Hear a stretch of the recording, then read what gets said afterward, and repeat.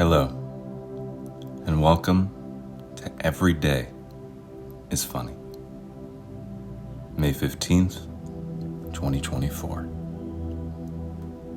In 2024, we're in a big political moment in this country. And now, this is not a political podcast, but I do notice that people are not as patriotic nowadays compared to olden times. I'm talking about like the Francis Scott Key era, where he passionately wrote a song about a flag. That was like the original country song without any kind of political agenda. That man just had a hard-on for that piece of fabric. And Francis Scott Key was a lawyer primarily. Writing the Star-Spangled Banner was just a mere side hustle to him.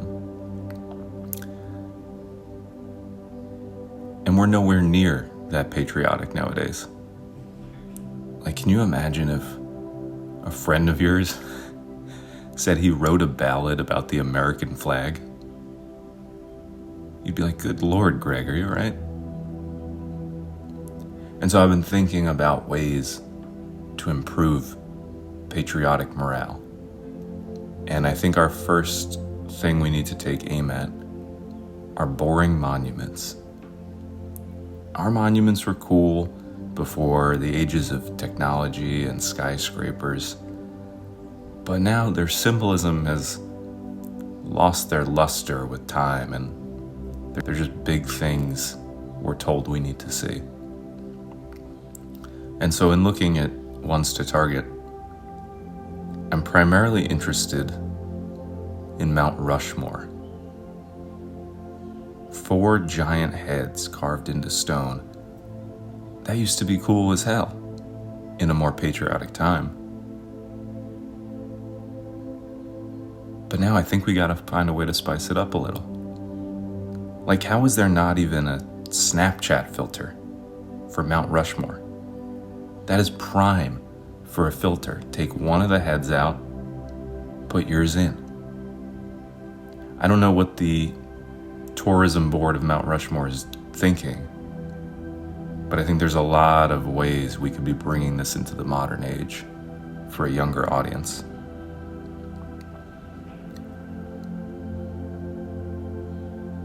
Because by comparison, Georgia has a similar mountain-based ode to the country.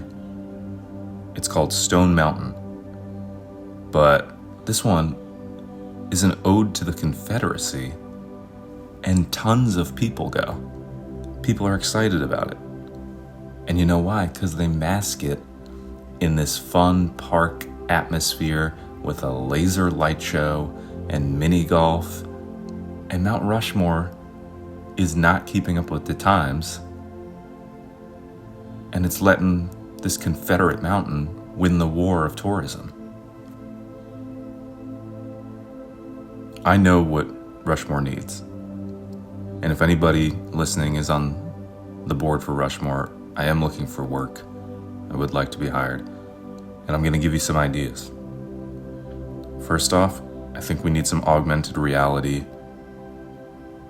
where you hold your phone up to Mount Rushmore while you're there and the presidents talk to you. I think that's key. Secondly, I think we need an archaeological dig site where you can go and dig up the rest of their bodies as if they're like sitting underground. I think that'd be very fun. Finally, I think you need to stuff some Nickelodeon slime up their noses and have a timer to drop out giant president boogers.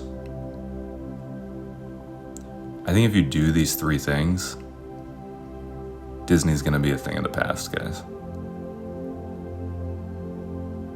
If I think of more, I'll let you know. Alright, let's get to the comics. Alright, I figured we'd start today with some Beetle Bailey. We haven't done it in a while, and you know how funny I think war is. So let's take a look. Wednesday, May 15th. All right, you have two officers arguing. One says, I saw it first. The other says, no, I did. They keep fighting. Beetle Bailey says, what's with those two? And a woman says, they're arguing over who picks up my pencil. Yeah, she's a very beautiful woman with pearls. So this tracks. You know what I think Beetle's doing, though? I think he knows exactly what's going on. I think he knows they're fighting over the pencil. And I think he realizes, if I go over and say, what are they doing? That seems very childish. I'll have the best chance to get the lady with pearls. Remember, these guys are in the army, and what may seem like very rudimentary primal thinking could actually be years of training disguised as idiocy. I also don't understand why, if you look at the second strip and these two men arguing, their speech bubbles, I know, like cursing at two people, you would put like an @ sign, a $sign maybe. But these speech bubbles have random shapes. Some are actual objects, some are just odd decisions about what to put in the speech bubble because it seems like they couldn't think of anything else. Like one is a nuclear bomb blast, so I suppose that makes a bit of sense. Another is a skull.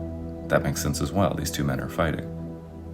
But then there's also a beautiful looking sun and some kind of stitchwork,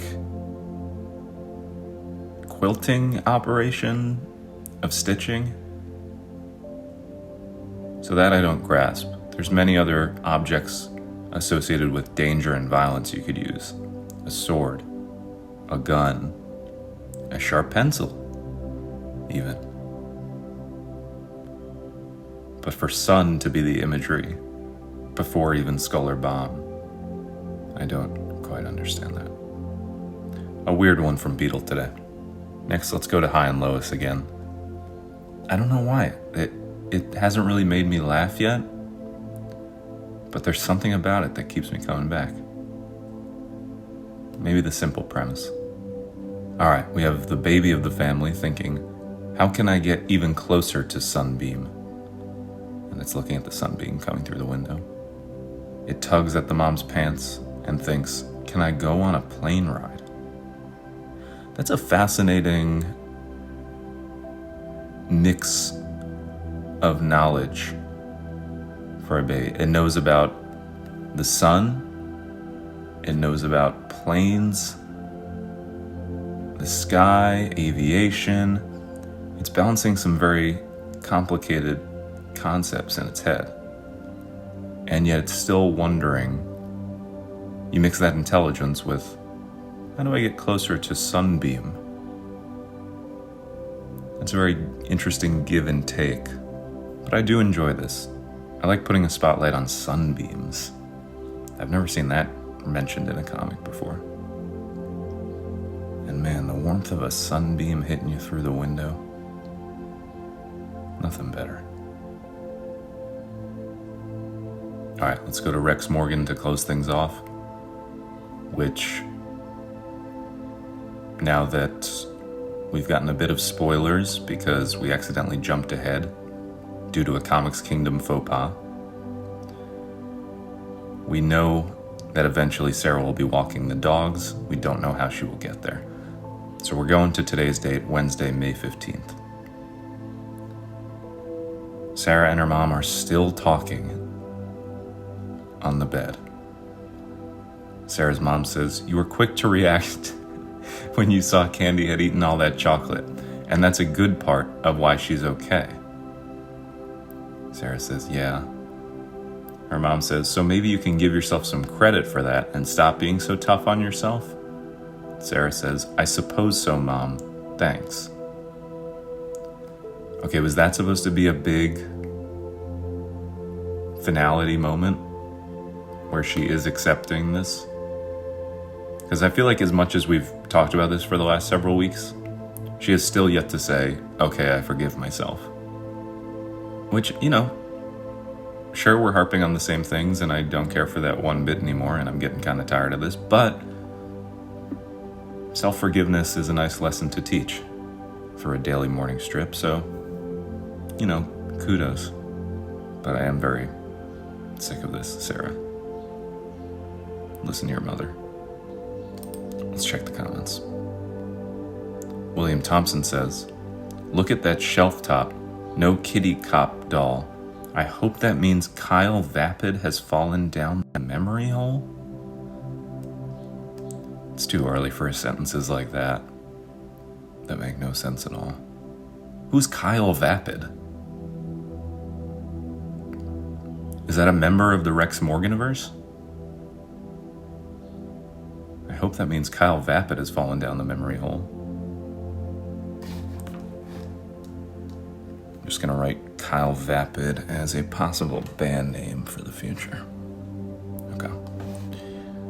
Steve Henry says, stop being too tough on yourself. Lord knows there will be plenty of people in middle school that will be doing that to you soon. I guess just kind of a sad truth. He's not wrong. Never tell the kids in middle school that you gave the dog chocolate. Because they're gonna call you Dog Chocolate Girl. I don't know what they'll call you. They'll have more time to think on the nickname and come up with something better than Dog Chocolate Girl. I don't know who Kyle Vapid is. Okay, I wrote a comment, which is a little harsh, but I feel like the community at Comics Kingdom will enjoy it. And it's just kind of playing off the idea that we've been harping on this storyline for so long. And so I'm speaking from the perspective of Sarah, the daughter. And I say, Mom, I think I'm only focusing on this because I get little excitement from life in general.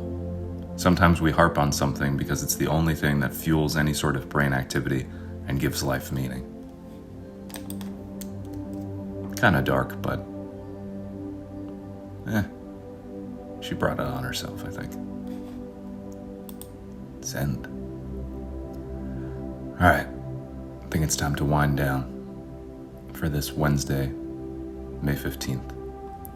Remember, we are still accepting submissions for the first ever Every Day is Funny caption contest, which you can see the image for that on everydayisfunny.com.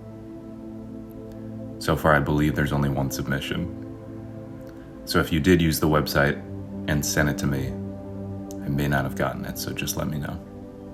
But please submit something. Thanks. All right. We'll see you tomorrow.